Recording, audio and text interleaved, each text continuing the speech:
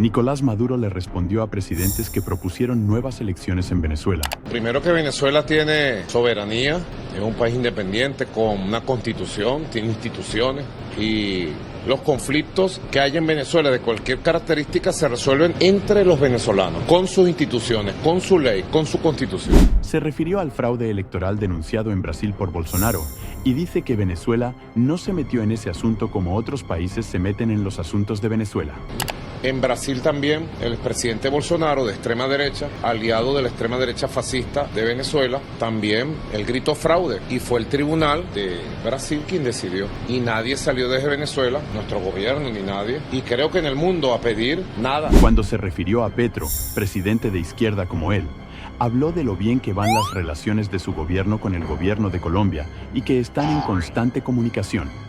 En el caso de Colombia, hemos venido reconstruyendo con mucha dedicación las relaciones. Creo que van bien las relaciones con el presidente Petro. Nosotros en privado hablamos muchos temas siempre. Nos llamamos por teléfono y hablamos muchos temas también. Pero jamás yo con Colombia practicaría la diplomacia de micrófono. Y jamás voy a dar opiniones sobre qué debe hacer Colombia para superar la guerra que está terrible. Colombia, su gobierno debe hacer esto y sacar en mis redes sociales un consejo. No, cada presidente sabe, cada país sabe qué debe hacer con sus asuntos internos. Al hablar del gobierno de Estados Unidos, fue tan severo como siempre. En el caso de Estados Unidos es diferente, porque ellos tienen una diplomacia imperial, intervencionista.